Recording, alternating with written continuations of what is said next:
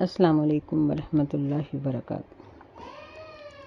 آج ہم سورہ حج کی آیت نمبر 65 سے شروع کریں گے۔ اعوذ باللہ السمیع العلیم من الشیطان الرجیم، بسم اللہ الرحمن الرحیم۔ الم تر ان اللہ سخر لکم ما فی الارض، کیا تو نے نہیں دیکھا کہ بے شک اللہ تعالیٰ نے متی کیا ہے تمہارے لیے جو زمین میں ہے، والفلک تجری فی البحر بامرہ، اور کشتیاں جو چلتی ہیں دریا میں اللہ کے حکم سے، وَيُمْسِكُ السَّمَاءَ أَن تَقَعَ عَلَى الْأَرْضِ، اور وہ آسمان کو بھی روکے ہوئے ہے زمین پر گر جانے سے، یعنی گرنے سے روک کر رکھا ہے، إِلَّا بِإِذْنِهِ، مگر اللہ کے حکم سے، یعنی جب قیامت کا حکم یا جب اللہ تعالیٰ چاہے گا تو آسمان کو گرا بھی دے گا۔ ان اللہ بالناس لرؤوف الرحیم، بے شک اللہ تعالیٰ تمام لوگوں کے ساتھ ضرور شفقت کرنے والا، رحم کرنے والا ہے۔ وَهُوَ الَّذِي أَحْيَاكُمْ ثُمَّ يُمِيتُكُمْ، اور وہی اللہ ہے، وہی ذات جس نے تمہیں زندگی بخشی، ثم یمیتکم، پھر وہ تمہیں موت عطا کرتا ہے، ثم یحییکم، پھر وہ تمہیں قیامت کے دن زندگی عطا کرے گا۔ ان الانسان لکفور، بے شک انسان ضرور انکار کرنے والا یا ناشکری کرنے والا ہے۔ اس سے پہلی آیات میں ہم پڑھ آئے ہیں کہ اللہ تعالیٰ نے ایمان والے لوگوں کا اجر ذکر کیا، جہنم میں جانے والوں کا ذکر کیا اور ان کے لیے عذاب مہین کا وعدہ کیا۔ پھر اللہ تعالیٰ نے خاص لوگوں کو جو یعنی مہاجر اور مجاہد تھے ان کو ذکر کرتے ہوئے فرمایا کہ ان کو اللہ ایسی جگہ پر داخل کرے گا جو ان کی پسندیدہ ہوگی۔ پھر اللہ تعالیٰ نے اس چیز کو ذکر کیا کہ یہ جزا اور سزا اللہ کے اختیار میں ہے تو کیوں ہے؟ اس لیے کہ وہی خالق کائنات ہے کہ دن رات کی تبدیلی اور دن رات کا بڑا چھوٹا ہونا یہ اللہ کے اختیار کے سوا کسی اور کے اختیار میں نہیں ہے۔ پھر اسی طرح فرمایا کہ آسمان سے پانی کا اترنا جس کی وجہ سے زمین سرسبز ہو جاتی ہے۔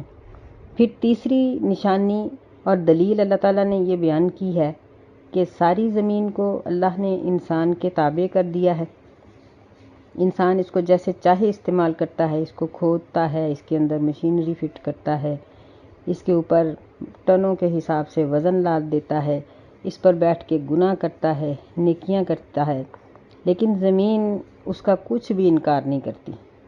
چوتھی دلیل اللہ تعالیٰ نے یہ ذکر کی کہ کشتیاں جو منوں اور ٹنوں وزن لے کر پانی کے اوپر یوں تیرتی ہیں کہ انسان کی عقل دنگ رہ جاتی ہے۔ یہ تیرنے کی کیا وجہ ہے؟ یہ صرف اللہ کا حکم ہے۔ پانچویں دلیل اللہ تعالیٰ نے یہ پیش کی ہے کہ وہ آسمان کو زمین پر گرنے سے روکے ہوئے ہیں، اگر وہ نہ روکے تو آسمان جو ستونوں کے بغیر ہے یہ کبھی بھی کھڑا نہ رہ سکے۔ چھٹی دلیل اللہ تعالیٰ نے یہ پیش کی ہے، بیان کی ہے کہ زندگی دینے والا، مارنے والا، قیامت کے دن اٹھانے والا بھی وہی ہے۔ یہ تینوں ایک نعمت بھی کہی جا سکتی ہیں اور علیحدہ بھی۔ یہاں یہ تھوڑی سی قابل غور ہے بات کہ کیا موت بھی نعمت ہے؟ تو ہاں، واقعی ہی موت ایک نعمت ہے۔ مومن عمل کر کر کے تھکا ہوا ہوتا ہے، اللہ تعالیٰ اس کو موت کے ذریعے راحت دے دیتا ہے، اور ظالم انسان گناہگار وہ اپنے گناہوں میں مصروف ہوتا ہے، اللہ اس کو مار کر دوسروں کو اس سے سکون دے دیتا ہے کہ جب وہ ظالم انسان مرتا ہے تو اس سے کئی قسم کے لوگ سکون پاتے ہیں۔ بلکہ نبی علیہ السلام نے فرمایا کہ ایک کافر اور ایک ظالم کے مرنے سے بے جان چیزیں بھی شکر کرتی ہیں کہ اللہ تیرا شکر ہے کہ اس کے گناہوں کی وجہ سے رحمت کے جو دروازے بند تھے وہ اب کھل جائیں گے۔ اور مومن کی وفات پر یہ حجر و شجر ہر چیز روتی ہے کہ اللہ اس کی وجہ سے جو رحمتیں اترتی تھیں وہ اب سلسلہ ختم ہو جائے گا۔ تو اسی طرح پھر قیامت کا اٹھنا، اگر یہ جزا اور سزا کا دن نہ ہوتا تو مظلوم کو کیا سہارا تھا؟ کس چیز کے سہارے وہ جیتا؟ مظلوم کو اور نیکی کرنے والے، محنت کرنے والے کو اسی دن کا سہارا ہے کہ اس دن اس کو اپنے کیے کا اچھا اجر ملے گا۔ اللہ نے فرمایا کہ یہ ساری ایسی بڑی بڑی دلیلیں ہیں کہ جن کا سائنس بھی انکار نہیں کر سکتی۔ ان الانسان لکفور، بے شک انسان ضرور ناشکرا ہے، انکار کرنے والا ہے، یعنی اتنے بڑے دلائل کو دیکھ کر بھی وہ اللہ تعالیٰ کی وحدانیت اور اس کے معبود ہونے کو تسلیم نہیں کرتا۔ لِكُلِّ أُمَّةٍ جَعَلْنَا مَنسَكًا هُمْ نَاسِكُوهُ فَلَا يُنَازِعُنَّكَ فِي الْأَمْرِ، ہر امت کے لیے ہم نے بنایا منسکن، یعنی عبادت کا طریقہ یا عبادت کی جگہیں یا قربانی کا طریقہ، یہ تینوں معنی اس کے آتے ہیں۔ ہم ناسکوہ، وہ اس کے مطابق عمل کرنے والے ہیں۔ فلا ینازعنک فی الامر، پس یہ لوگ نہ جھگڑا کریں آپ سے دین کے معاملے کے بارے میں۔ وادع الی ربک، اور آپ دعوت دیجئے اپنے رب کی طرف۔ انک لعلی ھدی مستقیم، بے شک آپ ضرور سیدھے راستے کی ہدایت پر ہیں۔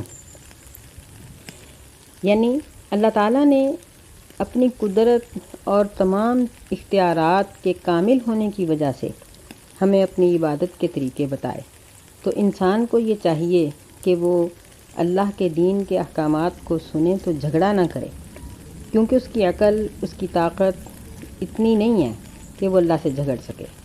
وادع الی ربک، اور نبی علیہ السلام کا فریضہ صرف اتنا ہی ہے کہ وہ اللہ کی طرف دعوت دے دیں۔ اگر امت میں سے امتی تھوڑے ہوں، ایمان لانے والے تھوڑے ہوں یا زیادہ ہوں، اس سے نبی کا کوئی نقصان نہیں ہوتا۔ البتہ نبی صلی اللہ علیہ وسلم نے فرمایا کہ قیامت کے دن میں اپنی امت کی کثرت کی وجہ سے فخر کروں گا، یعنی اچھی حالت ہوگی۔ نبی علیہ السلام کی خوشی کا مقام ہوگا کہ آپ کی امت بہت زیادہ ہے۔ وَإِن جَادَلُوكَ فَقُلِ اللَّهُ أَعْلَمُ بِمَا تَعْمَلُونَ، اور اگر وہ جھگڑا کریں آپ صلی اللہ علیہ وسلم سے، بس کہہ دیجئے کہ اللہ تعالیٰ خوب جانتا ہے اس چیز کو جو تم عمل کرتے ہو۔ یعنی اگر یہ لوگ پھر بھی جھگڑنے سے باز نہیں آتے تو ان کو کہہ دو کہ اللہ سے تمہاری کوئی بھی حالت اور کیفیت چھپی ہوئی نہیں ہے۔ اللہ یحکم بینکم یوم القیامۃ فیما کنتم فیہ تختلفون، اللہ ہی فیصلہ کرے گا تمہارے درمیان قیامت کے دن اس چیز کے بارے میں جس میں تم اختلاف کرتے ہو۔ یعنی اگر دنیا پر اپنے اختلافات ختم نہیں کرو گے، دین اسلام کو تسلیم نہیں کرو گے، تو پھر قیامت کے دن تو یہ اختلافات ختم ہو ہی جائیں گے، کیونکہ جب مجرمین کو سزا مل جائے گی اور جو متعلقین ہوں گے، عاملین ہوں گے، ان کو اچھی جزا مل جائے گی، خود ہی فیصلہ ہو جائے گا۔ الم تعلم ان اللہ یعلم ما فی السماء والارض، کیا تم نہیں جانتے ہو کہ بے شک اللہ تعالیٰ جانتا ہے جو آسمانوں میں ہے اور جو زمین میں ہے۔ ان ذالک فی کتاب، بے شک یہ سب کتاب میں لوح محفوظ میں لکھا ہوا ہے، یا ہر انسان کے نامہ اعمال میں لکھا ہوا ہے۔ ان ذالک علی اللہ یسیر، بے شک ایسا کرنا اللہ تعالیٰ پر آسان ہے۔ جب نبی علیہ السلام پر وحی کا دور تھا، وحی اتر رہی تھی، تو اس وقت اللہ تعالیٰ کے علم اور اللہ تعالیٰ کی سماعت کے بے شمار واقعات سامنے آتے تھے، کہ جس طرح سیدہ خولہ رضی اللہ تعالیٰ عنہ کے بارے میں آتا ہے کہ وہ اپنے شوہر کے معاملے کے بارے میں نبی علیہ السلام سے بات کر رہی تھیں، تو اتنی آہستگی سے کر رہی تھیں کہ اسی حجرے میں دوسرے کونے میں سیدہ عائشہ رضی اللہ تعالیٰ عنہ بیٹھی ہیں اور کہتی ہیں کہ میں غور کر رہی تھی تاکہ میں سنوں کہ خولہ کیا کہہ رہی ہے، لیکن مجھے سمجھ نہیں آ رہی تھی۔ تو اللہ تعالیٰ نے آسمان سے جبریل علیہ السلام کو نازل کیا اور فرمایا کہ قد سمع اللہ قول التی تجادلک فی زوجہا، کہ اللہ نے اس عورت کی بات کو سن لیا ہے جو آپ سے بحث کر رہی تھی۔ یعنی نبی علیہ السلام نے بھی ابھی اللہ سے آرزو نہیں کی کہ اللہ فلاں کی یہ بات ہے، اللہ تعالیٰ نے خود ہی جواب دے دیا۔ اس طرح کے بے شمار واقعات قرآن مجید میں احادیث کے اندر موجود ہیں کہ جب زمین پر ایک واقعہ ہو رہا تھا تو فوراً جبریل علیہ السلام اس کے بارے میں حکم لے کر اتر آتے تھے کہ آپ کو یہ واقعہ پیش آیا ہے تو اس کا جواب یہ ہے، آپ سے یہ سوال کیا جا رہا ہے تو اس کا جواب یہ ہے۔ یہ واقعات اس بات کی دلیل تھے اور اب بھی ہیں کہ اللہ زمین کے تمام معاملات کو دیکھتا اور جانتا ہے۔ وَيَعْبُدُونَ مِن دُونِ اللَّهِ مَا لَمْ يُنَزِّلْ بِهِ سُلْطَانًا، اور وہ ایسی چیزوں کی عبادت کرتے ہیں اللہ کے سوا، مَا لَمْ يُنَزِّلْ بِهِ، جس کے بارے میں کوئی بھی دلیل نہیں اتاری گئی، یعنی اللہ تعالیٰ نے ان کے معبود ہونے کی کوئی بھی دلیل نہیں رکھی، ہمارے پاس کوئی ایسی دلیل موجود نہیں کہ جس کی وجہ سے ہم کہہ سکیں کہ یہ معبود ہے، کیونکہ معبود وہ ہوتا ہے جو زندہ کرے، مارے، جس کے پاس سارے اختیارات ہوں، جو جزا اور سزا پر قادر ہو۔ تو آج تک دنیا نے اللہ کے سوا ایسا کوئی نہیں دیکھا جو ان ساری چیزوں کا مالک ہو۔ تو اس سے معلوم ہوا کہ اللہ کے سوا کسی کے معبود ہونے کی کوئی بھی دلیل نہیں ہے۔ وَمَا لِلظَّالِمِينَ مِن نَصِيرٍ، اور نہیں ہے ظلم کرنے والوں کے لیے کوئی مددگار۔ یہاں اللہ تعالیٰ نے لِلظَّالِمِین کا لفظ ذکر کیا، حالانکہ اگر وَمَا لَهُم مِّن نَصِيرٍ کہہ دیا جاتا تو بات پھر بھی پوری تھی، لیکن ظالمین کا لفظ اس لیے اللہ نے خاص طور پر ذکر کیا ہے کہ ظلم، نبی علیہ السلام نے فرمایا کہ ظلم کا معنی ہے شرک، الشرک ظلم عظیم، کہ سب سے بڑا ظلم ہے شرک کرنا، اللہ کے ساتھ کسی کو شریک ٹھہرانا، چاہے اپنا نفس شریک ٹھہرایا جائے یا بیوی کو اللہ کا شریک بنایا جائے یا کسی اور کی رضا حاصل کرنے کے لیے اللہ کو ناراض کر لیا جائے، تو یہ سب شرک میں آ جاتا ہے۔ تو ایسا کرنے والے ظالم ہیں، اور ظالموں کے لیے کوئی مددگار نہیں ہے، نہ دنیا میں اور نہ آخرت میں۔ وَإِذَا تُتْلَى عَلَيْهِمْ آيَاتُنَا بَيِّنَاتٍ، اور جب ان پر پڑھی جاتی ہیں ہماری روشن آیتیں، تَعْرِفُ فِي وُجُوهِ الَّذِينَ كَفَرُوا الْمُنكَرَ، پہچانتا ہے تو ان لوگوں کے چہروں پر جو کفر کرنے والے ہیں، کافروں کے چہروں پر برائی، انکار۔ یعنی نبی صلی اللہ علیہ وسلم جب آیات پڑھتے تھے، اللہ کا حکم سناتے تھے، تو کفار مکہ اور مدینہ میں آنے کے بعد بھی جو کفار تھے ان کے چہرے لال ہو جاتے تھے، وہ غصے میں بھر جاتے تھے، اور وہ نبی صلی اللہ علیہ وسلم پر بعض اوقات ٹوٹ پڑنے کے لیے تیار ہو جاتے تھے، اور کئی مرتبہ وہ ایسی کوششیں بھی کرتے تھے، جس طرح جب نبی صلی اللہ علیہ وسلم مکہ میں نماز پڑھ رہے تھے بیت اللہ میں، تو ابو جہل ایک بڑا پتھر لے کے آیا اور حسب وعدہ نبی علیہ السلام پر جب وہ گرانے لگا، کیونکہ اس نے اپنے دوستوں سے یہ وعدہ کر رکھا تھا کہ اگر کل محمد صلی اللہ علیہ وسلم نے یہاں نماز پڑھی تو میں اسے کچل ڈالوں گا، معاذ اللہ، نعوذ باللہ من ذالک۔ تو وہ پتھر لے کر آیا تو ہڑبڑاتا ہوا پیچھے کو بھاگا، اور پتھر تھا کہ قریب تھا کہ اسی کو کچل ڈالتا۔ ساتھیوں نے پوچھا کہ کیا ہوا؟ کہنے لگا کہ اللہ کی قسم، میں نے اپنے اور محمد صلی اللہ علیہ وسلم کے درمیان ایک بہت بڑی کھائی دیکھی جس میں آگ تھی اور فرشتوں کے پر تھے، مجھے یوں لگا کہ یہ مجھے پکڑ کر پھینک دیں گے۔ نبی صلی اللہ علیہ وسلم کو جب یہ بات پہنچی تو آپ نے فرمایا کہ ہاں، اگر یہ مجھ پر پتھر پھینک دیتا تو فرشتے اس کی بوٹیاں نوچ دیتے، ٹکڑے ٹکڑے اس کو کر دیتے کہ دنیا اس کو دیکھتی۔ تو یہ ان کا حال تھا کہ وہ جب بھی ان کے سامنے نبی علیہ السلام آیات پڑھتے، اللہ کا حکم سناتے، تو ان کے دل، ان کے چہرے برے ہو جاتے۔ یکادون یسطون بالذین یتلون علیہم آیاتنا، قریب ہیں کہ وہ حملہ کر دیں ان لوگوں پر جو ان پر ہماری آیات کو پڑھتے ہیں۔ قل افانبئکم بشر من ذالکم، کہہ دیجئے کیا پس میں تمہیں خبر دوں ایک ایسی چیز کی جو اس سے بھی بری ہے، بشر من ذالکم، یعنی تمہارے چہرے تو آیات کو پڑھ کے برے ہوتے ہیں، سن کر برے ہوتے ہیں، میں تمہیں ایک ایسی چیز بتاؤں جو حقیقت میں برائی ہے، جو حقیقت میں تکلیف دہ ہے۔ وہ کیا ہے؟ النار، جہنم کی آگ۔ وعدہ اللہ الذین کفروا، اللہ تعالیٰ نے اس کا وعدہ ان لوگوں کے ساتھ کیا ہے جو کافر ہیں۔ وبئس المصیر، اور یہ لوٹ کر جانے کی بدترین جگہ ہے۔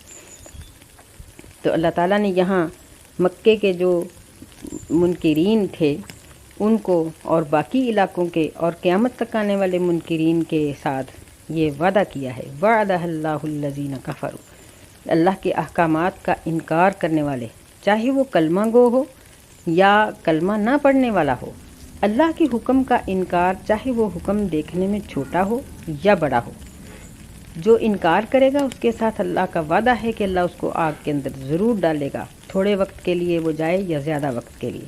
اللہ ہمیں محفوظ رکھے اور اللہ تعالی ہمیں انکار کرنے سے بچائے۔ اسی لیے نبی صلی اللہ علیہ وسلم نے اپنے صحابہ کو یہ تلقین کی تھی کہ آپ لوگ جب بھی اللہ کا حکم سنو، وہ بڑا ہی مشکل لگے تو پھر بھی اس کا انکار نہ کرنا، بلکہ یہ کہنا کہ سمعنا و اطعنا، ہم نے سن لیا اور اطاعت کی، اور پھر اطاعت کی کوشش بھی کرنا، کوشش کے باوجود اگر اطاعت میں کمی رہ جائے گی تو اللہ معاف کر دے گا، لیکن اگر انکار کر دیا تو پھر انکار کرنے والوں سے جہنم کا وعدہ ہے۔ آج ہمیں بھی یہ بات یاد رکھنی چاہیے کہ ہم لوگ بہت سی ایسی چیزوں کا جھٹ سے انکار کر دیتے ہیں جو ہماری طبیعت کے خلاف ہوتی ہیں اور وہ شریعت کا حصہ ہوتی ہیں، لیکن ہم اس کو ماننے سے انکار کر دیتے ہیں کہ میں یہ نہیں کر سکتی یا میں یہ نہیں کر سکتا۔ نعوذ باللہ من ذالک، ایسا کرنے سے بچنا چاہیے۔ یا ایھا الناس ضرب مثل فاستمعوا لہ، اے لوگو بیان کی گئی ہے مثال، پس اس کو غور سے سنو۔ یعنی یہاں اللہ تعالیٰ نے تمام قسم کے لوگوں کو مخاطب کرتے ہوئے ذکر کیا ہے، ان کو تنبیہاً کہا ہے کہ ایک مثال بیان کی جانے والی ہے، اس کو سنو۔ ان الذین تدعون من دون اللہ لن یخلقوا ذبابا ولو اجتمعوا لہ، بے شک وہ لوگ جن کو تم اللہ کے سوا پکارتے ہو، لن یخلقوا ذبابا، یہ تو ایک مکھی بھی نہیں پیدا کر سکتے، ولو اجتمعوا لہ، اگرچہ وہ سب اس کے لیے مل کر جمع ہو جائیں۔ یعنی مکھی ایک ایسا جانور ہے، ایسا اڑنے والا جانور ہے کہ اس سے انسان نفرت کرتا ہے، لیکن اس کے اندر اللہ تعالیٰ کی بڑی قدرتیں ہیں۔ اس کے منہ کے آگے ایک چھوٹی سی سونڈ لگی ہوتی ہے جس کے ذریعے سے یہ کھاتی ہے۔ تو سائنس نے آج اس بات کو واضح کیا ہے کہ وہ سونڈ جو 1 سینٹی میٹر کا بھی بہت کم حصہ ہے، یعنی ہم پین سے یا پینسل سے جو ایک لائن کھینچتے ہیں اس سے بھی باریک ہے، تو اس میں اللہ تعالیٰ نے اتنی قدرت رکھی ہے کہ جب اس میں سے غذا گزرتی ہے تو تقریباً اس کا 1/3 حصہ ہضم ہو چکا ہوتا ہے، غذا کی شکل بدل جاتی ہے۔ پھر اس کی ظاہر ہے کہ ہر جانور کی طرح اس کی اپنی ایک زندگی ہے جو باقی جانوروں سے بالکل الگ تھلگ ہے۔ فرمایا وَإِن يَسْلُبْهُمُ الذُّبَابُ شَيْئًا لَا يَسْتَنقِذُوهُ مِنْهُ، اور اگر یسلبہم چھین لے ان سے ذباب مکھی، کچھ بھی، شیئن کچھ بھی، لا یستنقذوہ من، نہیں بچا سکتے وہ اس کو اس سے۔ تو ظاہر بات ہے کہ جب وہ منہ میں ڈالے گی، جب ڈالتے ہی اس غذا کی شکل ہی بدل جائے گی، وہ 1/3 حصہ ہضم ہو جائے گی، تو اس کو چھیننے والا کیسے چھین سکتا ہے؟ ضعف الطالب والمطلوب، کمزور ہے طلب کرنے والا بھی اور جس سے طلب کیا گیا، یعنی مکھی بھی کمزور ہے کہ وہ اپنی خالق نہیں، اور چھیننے والا بھی کمزور ہے کہ وہ اس سے چھین نہیں سکتا۔ اس سے مراد بت بھی ہو سکتے ہیں کہ وہ بت جن پر مکھیاں بیٹھتی ہیں اور ان کے اوپر بیٹھ کر ان کو گندا بھی کر دیتی ہیں، لیکن وہ ان کو اڑانے کی طاقت نہیں رکھتے، اور ان کے سامنے جو نذرانے رکھے جاتے تھے، کھانے رکھے جاتے تھے، وہ ان میں سے اپنا حصہ لے کر اڑ جاتی تھی۔ اگر وہ اس سے اپنی غذا بچا نہیں سکتے تو وہ کسی دوسرے کو غذا دے کیسے سکتے ہیں؟ فرمایا ما قدر اللہ حق قدرہ ان اللہ لقوی عزیز، نہیں قدر کی انہوں نے اللہ کی جس طرح اس کی قدر کرنے کا حق تھا، بے شک اللہ تعالیٰ بڑی قوت والا اور غالب ہے، یعنی اللہ تعالیٰ کمزور نہیں بلکہ اس کا غلبہ اور اس کی قدرت کامل ہے۔ اللہ یصطفی من الملائکۃ رسلا ومن الناس، اللہ تعالیٰ نے چن لیے ہیں فرشتوں میں سے قاصد اور لوگوں میں سے بھی۔ ان اللہ سمیع بصیر، بے شک اللہ سننے والا دیکھنے والا ہے۔ یہاں بھی مشرکین اور کافرین کے ایک سوال کا جواب ہے کہ وہ کہتے تھے کہ ہمارے فلاں فلاں شخص کو نبوت کیوں نہیں ملی؟ فرمایا کہ یہ اللہ کی قدرت ہے کہ وہ فرشتوں اور انسانوں میں سے جس کو چاہتا ہے اپنی رسالت کے لیے قاصد بنا لیتا ہے، رسول بنا لیتا ہے، کوئی بھی اپنی مرضی سے نہیں بنتا۔ یعلم ما بین ایدیہم وما خلفہم، وہ جانتا ہے جو ان کے آگے ہے اور جو ان کے پیچھے ہے۔ وَإِلَى اللَّهِ تُرْجَعُ الْأُمُورُ، اور اللہ ہی کی طرف لوٹائے جائیں گے تمام معاملے۔ سورہ جن میں اللہ تعالیٰ نے ذکر کیا کہ اللہ اپنے انبیاء کے آگے اور پیچھے فرشتوں کا پہرا لگا دیتا ہے تاکہ کوئی بھی جن اور شیطان اللہ کے نبیوں کو تنگ نہ کر سکے، اور انبیاء علیہ السلام کی پوری کارکردگی پر اللہ تعالیٰ کی اپنی نظر ہوتی ہے کہ قیامت کے دن اللہ خود دلیل کے طور پر پیش کریں گے کہ میرے نبیوں نے کچھ بھی کمی باقی نہیں رکھی تھی۔ یہ سب کچھ بیان کرنے کے بعد پھر اللہ تعالیٰ نے ایمان والے لوگوں کو مخاطب کر کے ان کو حکم دیا، یا ایھا الذین آمنوا ارکعوا واسجدوا واعبدوا ربکم، اے ایمان والو رکوع کرو اور سجدہ کرو اور اپنے رب کی عبادت کرو، وافعلوا الخیر لعلکم تفلحون، اور نیکی کے کام کرو تاکہ تم فلاح پا جاؤ، کامیابی پا جاؤ۔ یہاں امام شافعی رحمۃ اللہ علیہ کے نزدیک سجدہ ہے، اور یہ اختلافی سجدہ ہے، بہرحال کوئی کرنا چاہے تو کر لے، سجدہ تلاوت۔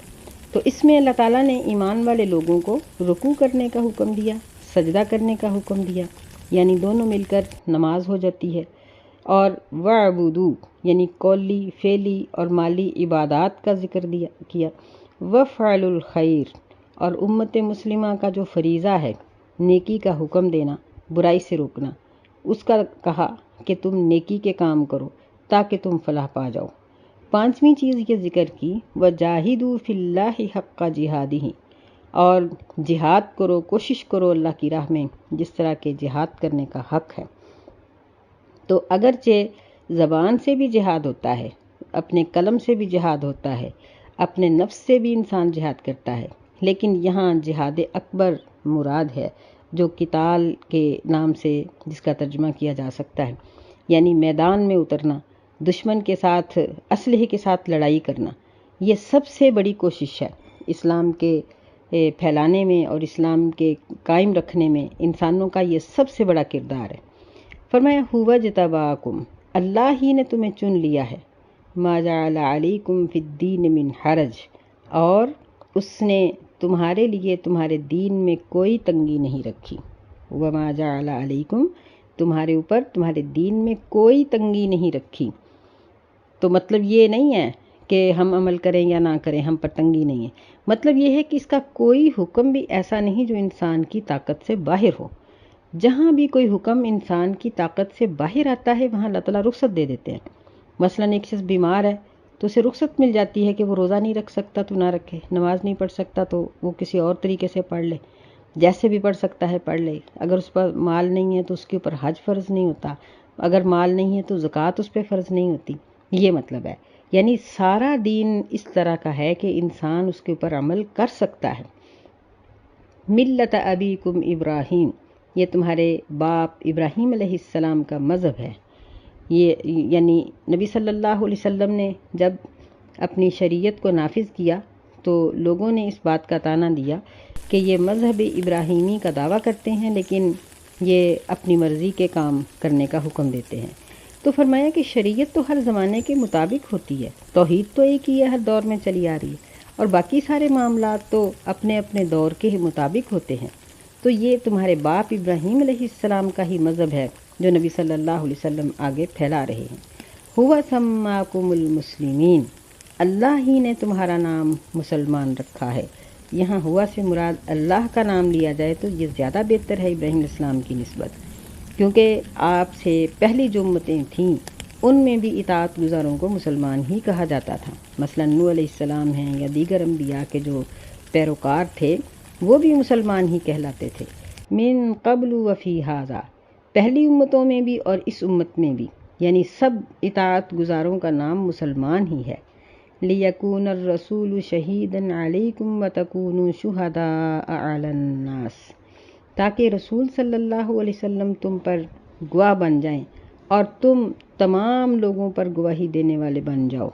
یعنی اللہ تعالیٰ نے اس امت کو یہ فضیلت دی ہے کہ جب انبیاء علیہ السلام سے اللہ تعالیٰ پوچھیں گے کہ تم نے میرے احکامات پہنچائے، فرمایا کہ ہم پیغمبروں سے بھی پوچھیں گے اور ان کی امتوں سے بھی پوچھیں گے کہ کیا تمہیں نبیوں نے حکم پہنچائے، کیا تم نے اپنی امت کو احکامات پہنچائے؟ تو جب وہ کہیں گے کہ ہاں، اللہ فرمائیں گے کہ گواہی لاؤ، تو وہ کہیں گے کہ ہمارے گواہ امت محمدیہ کے نیک لوگ ہیں۔ اللہ تعالیٰ ان سے پوچھیں گے تو یہ گواہی دیں گے۔ اللہ فرمائیں گے کہ تم لوگ تو بعد میں آئے تھے، تمہیں کیسے پتہ ہے؟ تو اس امت کے گواہی دینے والے لوگ کہیں گے کہ اللہ ہم نے قرآن پڑھا تھا اور قرآن میں ان نبیوں کے بارے میں لکھا تھا، لہٰذا ہم گواہ ہیں۔